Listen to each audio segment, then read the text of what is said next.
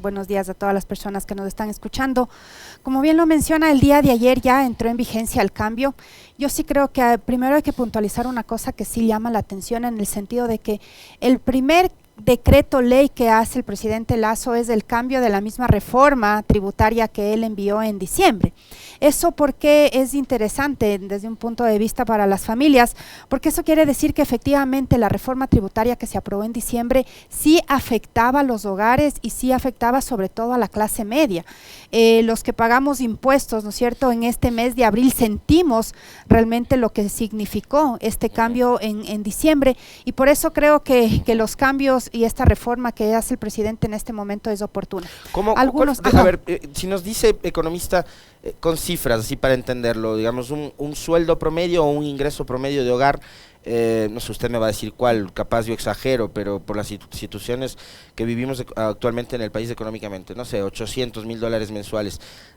¿Cuál fue el impacto que generó esta reforma aprobada por el gobierno y la asamblea? Claro, el año pasado, ¿qué pasó?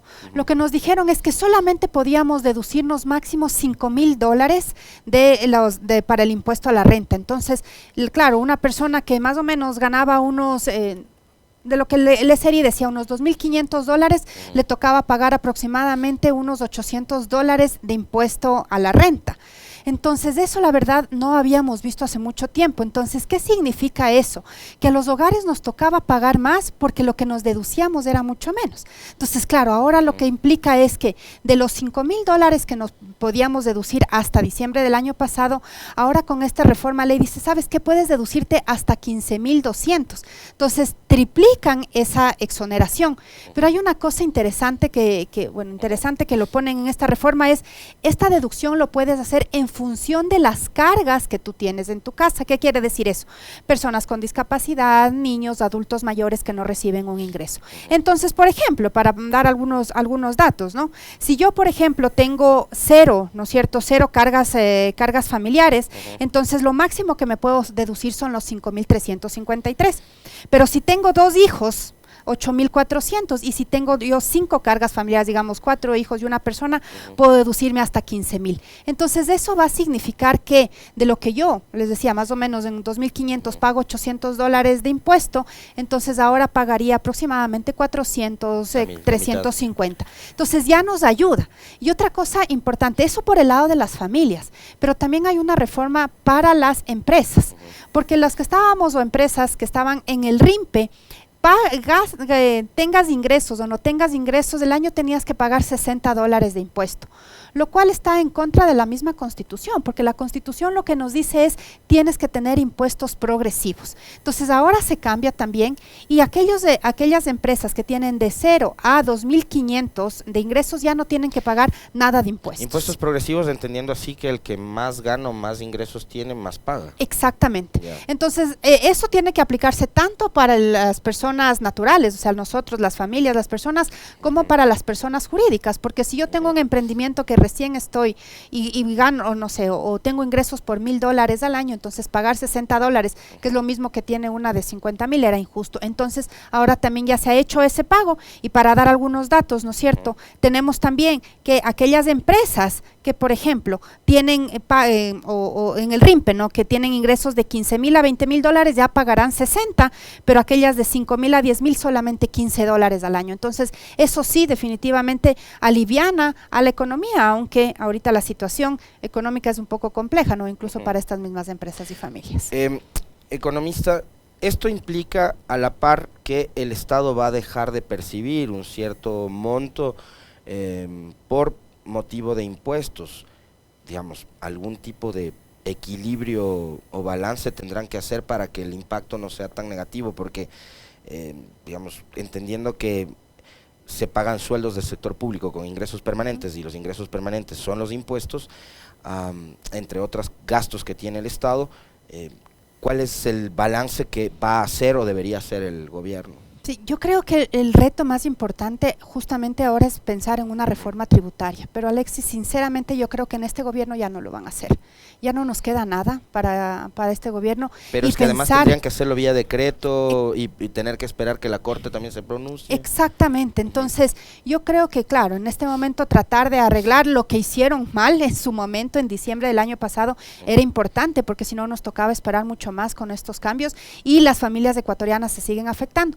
Ahí como paréntesis, y yo siempre lo he dicho y hemos conversado, en el Ecuador el 60% de la economía la mueven las familias, es decir, el 60% del PIB, del Producto Interno Bruto, lo movemos las familias. Entonces cualquier cosa que nos afecte, es decir, que nos estén quitando este ingreso para pagar impuestos, yo sé que por el lado fiscal y todo tenemos ingresos, pero nos pega más directa en el tema de la producción.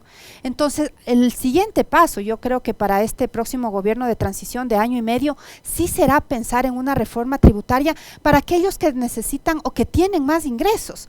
En este mismo tema del Yasuní, que seguramente lo conversarán en la siguiente entrevista, pero vamos a dejar de explotar, que yo estoy de acuerdo, que es un bloque 43, que no es mucho, pero pensemos que tranquilamente si nosotros cobramos el 1% de impuestos adicionales a esa población que tiene más ingreso, más que suficiente cubrimos lo que supuestamente vamos a dejar de percibir del Yasuní. Entonces son esas cosas que necesitamos y que el gobierno, como digo, yo ya no creo que el presidente Lasso y su gobierno lo alcancen a hacer, pero sí para el próximo necesitamos ir pensando en esta sostenibilidad fiscal, Alexis, porque seguimos endeudándonos, seguimos viendo que la curva de crecimiento de la deuda sigue creciendo, pero si no tenemos un cambio estructural de más ingresos permanentes, como usted dice, entonces es más complicado, ¿no?, la sostenibilidad del país. Ahora, también. a ver, usted nos acaba de señalar esto, por ejemplo, como para poder equilibrar las finanzas públicas en caso de que el sí gane en la consulta del Yasuní. Nos dice incrementar el 1% a las empresas que más utilidad reportan. ¿Qué otra cosa debería incluir una nueva reforma tributaria, que usted dice es urgente ir hacia una nueva reforma tributaria? Seguramente eso va a ser materia del próximo gobierno, como bien lo señala, porque los tiempos no le darán al presidente Lasso, pero ¿qué otra cosa debería incluir y que no resulte, como la de diciembre, un impacto para las clases medias y las familias que mueven ese 60% de la economía? Yo creo que tenemos que pensar tanto en las empresas que ganan muchos recursos como las personas.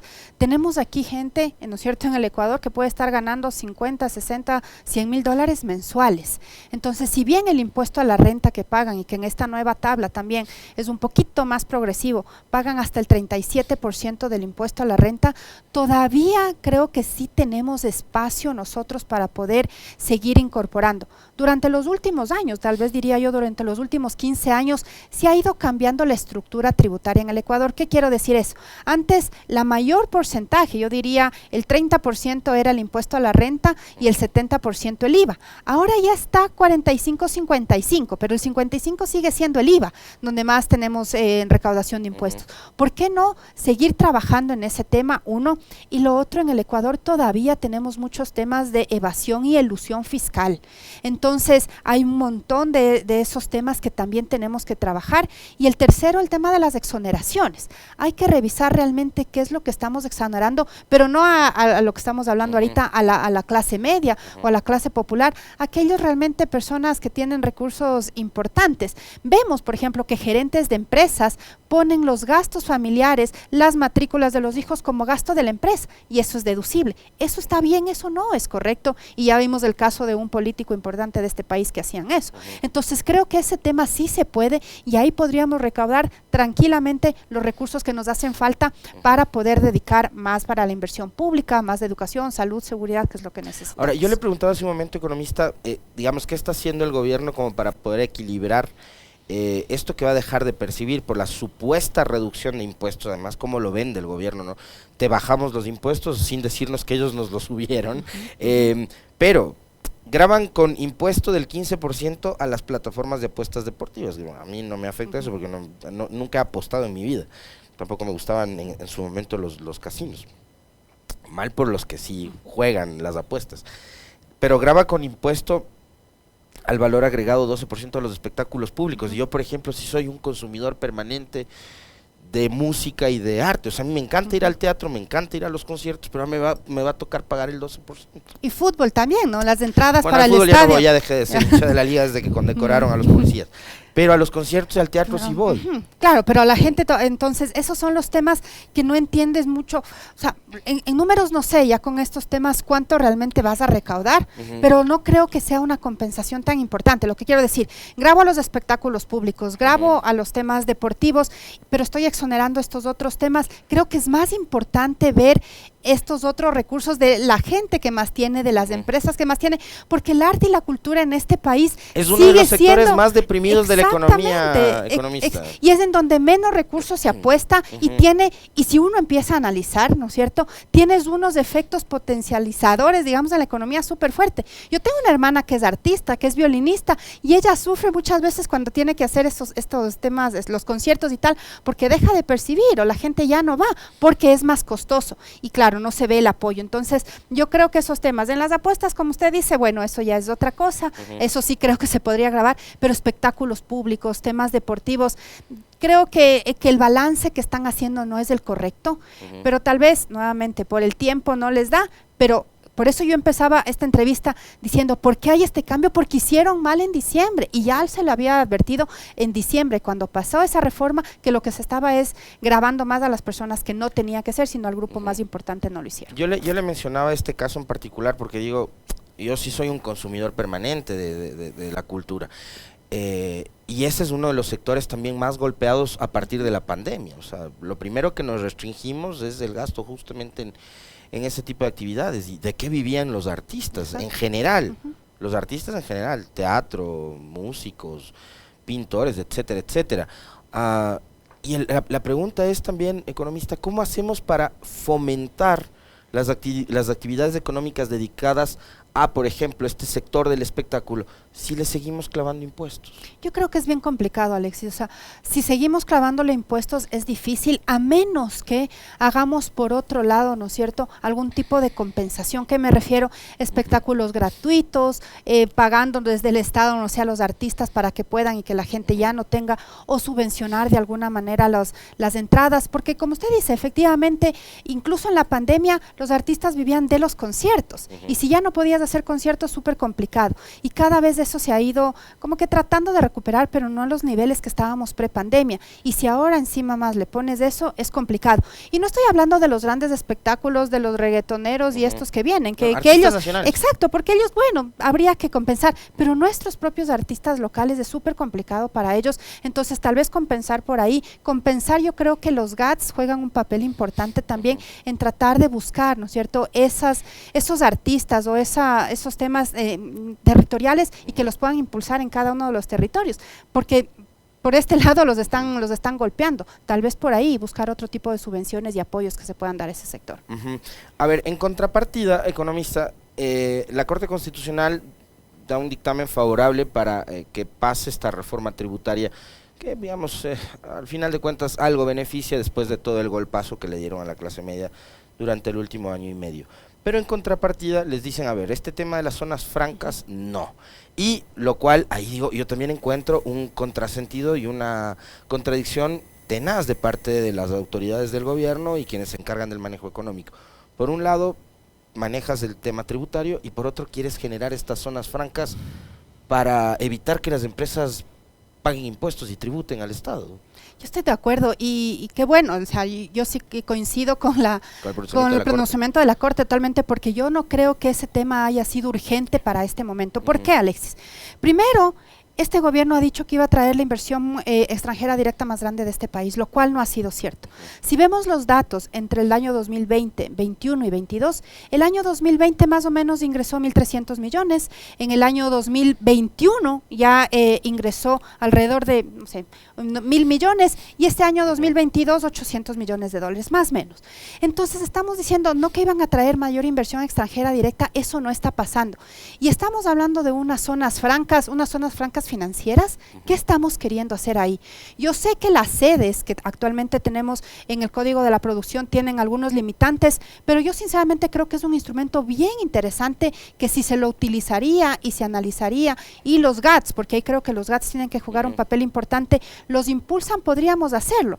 Yo recuerdo cuando hace algunos años aprobamos aquí la sede de Puembo, ¿no?, cuando estaba ahí o de Tababela, mejor dicho, se aprobó, pero después se aprobó y ¿qué hemos hecho? Nada, se quedó esa zona, esa sede sin el impulso. Entonces no hace falta una nueva zona franca. En Tababela, y en Tababela está el aeropuerto. Pensemos en un aeropuerto, en un puerto como el de Pozorja, Manta, Esmeraldas, pero zonas francas aquí a la vuelta, donde yo me puedo poner una empresa y me registro como zona franca. Claro, por eso digo, yo no entiendo por qué pensar en una zona franca cuando las sedes ya nos permiten muchísimas cosas. Hay algunas exoneraciones y algunos beneficios, o sea, digo, que si se podrían utilizar adecuadamente, tranquilamente se puede utilizar. Entonces yo coincido que en este momento pensar o así a la loca tener una zona franca no es lo correcto, más bien impulsemos adecuadamente, pero más allá de eso, Alexis, y porque iba con los datos de inversión extranjera directa, tenemos zona franca o sede o lo que quiera, con una inestabilidad política en este país, ¿quién va a venir a invertir? Yo he conversado y sigo conversando con inversionistas o bancos internacionales, dicen, yo voy a esperar no a que venga el presidente de agosto o de octubre, sino al presidente del 2025, porque en año y medio, ¿qué van a venir a hacer? No sabemos, no nos da seguridad. Si quiere una empresa grande venir a invertir 500, 600 millones, mineras, digamos, no van a venir a invertir ahorita. Entonces, yo creo que ese tema es complejo, más el tema de seguridad física. Yo, Quito a las 9 de la noche ahora está muerto, no tienes temas. Entonces, ¿cómo puedes venir a invertir si ya tienes un tema de seguridad física compleja, si te están vacunando, si quieres abrir un negocio y primero dicen, ok, pero tienes que pagar? Entonces, si no tenemos un plan integral de seguridad y algo que reactive a las familias y la economía, es bien complejo pensar en zonas francas. Ahorita creo que hay otras prioridades que pensar en zonas francas, la verdad. Recibo un mensaje y me hacen caer en cuenta de una situación en particular. Digamos, porque esto también demuestra, por eso yo le manifestaba el tema de las contradicciones, economista. A ratos quienes gobiernan, y dependiendo de los sectores económicos privilegiados, élites, terminan demostrando demasiada codicia, ¿no? Entonces, este tema de las zonas francas y por qué el pronunciamiento de la Corte Constitucional dan cuenta de que había un exceso de garantismo para cierto sector muy pudiente de la economía de este país, y finalmente la Corte les dijo que no. ¿Cree usted que el gobierno volverá a insistir en una cosa similar en lo que le resta? Tomando en cuenta de que han sido tosudos con respecto al tema económico y pretender salirse con la suya. Yo esperaría que no, como digo, yo creo que si en este momento ya no, la Corte Constitucional les dijo claramente que no es prioritario y que hay otras cosas, el gobierno debería enfocarse en eso. El presidente Lasso viene diciendo que tiene un plan de seguridad y tal, y no lo hemos visto, no está, acaba de renunciar también el general Moncayo. Entonces, ¿qué está pasando? Entonces, enfóquese en eso que estar insistiendo nuevamente. Y yo creo que ya pensar en este momento en inversiones grandes va a ser bien complejo. Tenemos firmados y desde el gobierno anterior, y yo lo he dicho, el gobierno Moreno también tenía firmado un montón, pero lo que se concretó fue muy poco. Lo que está pasando con el gobierno de Lasso es lo mismo. Entonces, una cosa es lo que firmas, la intención, y otro lo que vas a traer. Entonces, insistir en una zona franca para que ahora sí se concrete en lo que firmé, creo que es bien complicado. Yo creo que sinceramente esperaría que no lo insistan, más bien insistan en reactivar algo la economía en estos 6 meses. Economista, ¿qué país va a recibir el gobierno de transición de 18 meses que vamos a elegir el 20 de agosto? En materia económica, ¿cómo va a recibir el nuevo o nueva presidente del Ecuador? Yo creo que es un gobierno o un país bastante complicado en la situación económica, Alexis. Yo he seguido de cerca los indicadores micro, los indicadores macro del sistema financiero, y la verdad no soy muy positiva en cómo está la economía. ¿Por qué digo eso? Porque la economía se ha venido desacelerando desde el crecimiento que tuvimos el año pasado. Entonces necesitamos hacer un impulso.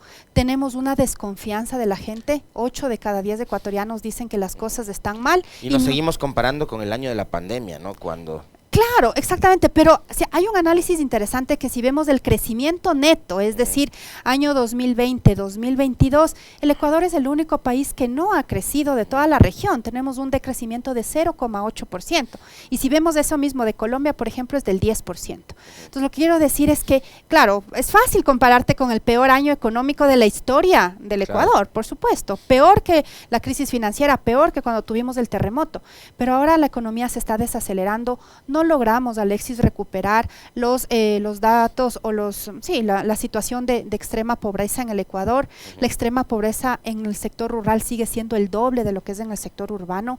En el Ecuador no creamos fuentes de empleo, solamente 3 de cada 10 ecuatorianos tenemos un empleo formal, y eso sí no es de ahora, es desde el año 2014, 2015 que no hemos creado empleo. Entonces, lo que quiero decir que el gobierno del próximo año y medio de transición sí tiene que venir personalmente a enfocarse en 3, 4 cosas puntuales. ¿Y qué son esas 3, 4 cosas?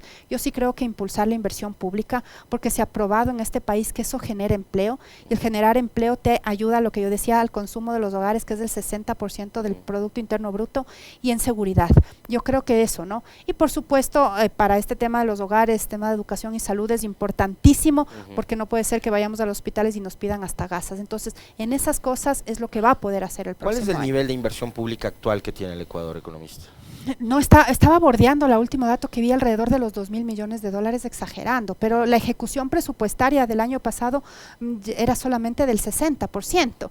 Entonces yo digo, hay 2 formas en las que tú puedes mejorar también el resultado fiscal, porque gastas menos, y eso es lo que ha estado pasando en este gobierno. No es porque tienes mejores ingresos o un mejor manejo económico, sino que has gastado menos, por eso la ejecución es tan baja, incluso menos, ¿no? Diría que 1.500 millones, no están los datos cerrados, pero es muy poquito la inversión pública, y queriendo mezclar, ¿no?, con sueldos de policías y médicos, que eso no es inversión, que es lo que hicieron el cambio. Pero si vemos los datos brutos es poquísimo, cuando estábamos acostumbrados mínimo a tener 5.000, 6.000 millones de inversión, que eso es lo que movió también la economía en el país. Nos dice Verónica Artola qué es lo que a su criterio el próximo gobierno de transición de 18 meses va a tener que hacer de manera urgente para tratar de alguna forma recomponer la situación económica y social del Ecuador.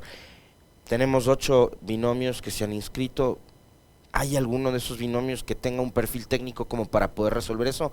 ¿Cómo ve usted las propuestas en materia económica de quienes aspiran a ser gobierno? Sí creo que hay unos 3 o 2 perfiles de binomios que podrían estar entendiendo. Yo creo que sinceramente las personas que hayan pasado por el sector público, ahí tenemos 2 binomios, ¿no es cierto?, podrían entender un poquito más cómo funciona el sector público, porque creo que ya lo probamos, que no es lo mismo el manejo del sector privado que el sector público. En el sector público tienes un montón de complicaciones. Lo que sí, ojalá, no he leído totalmente los planes todavía, pero ojalá no hayan propuestas también muy, locas para desestabilizar la economía. ¿A qué me refiero, Alexis? Y puntualmente, usted sabe que yo he defendido mucho el tema de la Reserva Internacional. Yo estoy segura que esa va a ser un debate muy grande en la próxima campaña. Pero hay que mantener la dolarización, y para mantener la dolarización hay que mantener reservas adecuadas. Ojo, no digo que tenemos que tener los niveles como ahora y no hacer nada, porque el Banco Central ha pasado totalmente desapercibido durante estos 2 años, no ha hecho nada, y yo creo que sí puede hacer con responsabilidad y técnicamente ocupar esa reserva, sí se puede, obviamente midiendo hasta dónde, ¿no? Y no como se hizo en algún momento. Entonces creo que esas cosas sí se pueden hacer, y creo que sí hay gente preparada. Yo diría en unos 3 binomios máximo que conocen bien el sector público, y que entre esos ojalá sean los que puedan administrar el próximo. El Banco próximo Central año. nos ha dicho durante este tiempo no ha hecho lo que debía. ¿En qué nos queda debiendo la actual administración del Banco Central a propósito de que usted fue gerenta justamente de esta entidad? Es complicado, ¿no?, cuando uno está fuera a hablar, pero sí, claro, sin querer criticar, ¿no? Exacto. Pero yo creo Ese que es el rol de los periodistas, nosotros sí, la pasamos sí. criticando todo. Y digamos, ya pasé tratando de ser lo más objetiva posible, porque yo al Banco Central le tengo mucha estima, creo que es una institución clave para el país, pero ¿qué nos queda debiendo? Justo en ser más proactivo con políticas para reactivar la economía. ¿A qué me refiero? En el Código Orgánico Monetario Financiero actual, incluso con el cambio de la Ley de Defensa de la Dolarización, se daba instrumentos para que el Banco Central pueda comprar acciones, por ejemplo, que pueda comprar bonos, que sea un actor importante en el mercado de valores, que pueda comprar facturas financieras, por ejemplo, de empresarios pequeños que necesiten liquidez. Entonces, cosas así, que si bien algunos dirán no es suficiente, es poquito, tenemos que dar y otorgar liquidez más directamente, yo creo personalmente que no, habrá por supuesto muchísimas posiciones, pero yo creo que el Banco Central sí podía haber hecho, o sí podría, sí, o podía, ya no creo que lo hagan estos 6 meses, hacer algo más en ese campo, reactivar la economía y que llegue algo de liquidez a los hogares. Ustedes se refería hace un momento al tema de las reservas, ¿no? Que claro, uno se pregunta, ¿y cómo te atreves como país a tener una condición tan mala a la gente? Ahora vamos a enfrentar el fenómeno del niño y el gobierno todavía no nos dice nada de lo que supuestamente está haciendo, más allá de tomarse fotos en el salón de gabinetes y subirlas al Twitter, pues no nos han dicho qué es lo que van a hacer y tienen esa reserva enorme de recursos. Por ejemplo, enfocándonos específicamente en el fenómeno del niño que está a la vuelta de la esquina, economista, ¿qué debería hacer el gobierno con estas reservas? A ver, primero, un segundo, entender qué son las reservas, ¿no? Que yo entiendo y por eso digo respeto, pero las reservas en una economía dolarizada sí te sirven para manejar la liquidez, es decir, el Banco Central con esas reservas puede importar combustibles, puede, ¿no es cierto?, traer el dinero que los ecuatorianos necesitamos, pagar las obligaciones que tenemos. Si no tenemos esa reserva, sinceramente tendríamos un problema con la dolarización. ¿Qué puede hacer ahorita? Utilizar algo de esos recursos, ¿no es cierto?, para inyectar a través del sistema financiero, tanto público, popular y solidario, que yo creo que es ahí un tema interesante, por ejemplo, liquidez a mejor costos y a mayor facilidad. Entonces, eso le puede llegar a un agricultor que va a perder sus cultivos por el tema del fenómeno del niño. Yo le doy estas facilidades, ¿no es cierto?, inyección de liquidez que me permite a mí justificar y que le permite ayudar también a esta gente. Entonces, cosas así sí lo puede hacer el Banco Central, pero lo que sí está prohibido por ley es que dé directamente en este momento al Ministerio de Economía y Finanzas. No hay cómo, pero sí se puede encontrar estos otros, hacer un fideicomiso, pero un fideicomiso manejado por públicos, no como el que quieren hacer con el tema de las Islas Galápagos. Uno, ¿no es cierto?, que administremos los públicos y que de esa manera se pueda ahí jugar, en el buen sentido, con los recursos para que llegue a la gente. Le quiero agradecer al economista Verónica Artola, exgerente del Banco Central, analista de temas económicos, financieros, con quien hemos conversado sobre la vigencia de este decreto económico urgente que ya fue publicado ayer en el registro oficial y que con el cual el gobierno pretende recomponer el daño que provocó con la reforma tributaria de diciembre del 2021.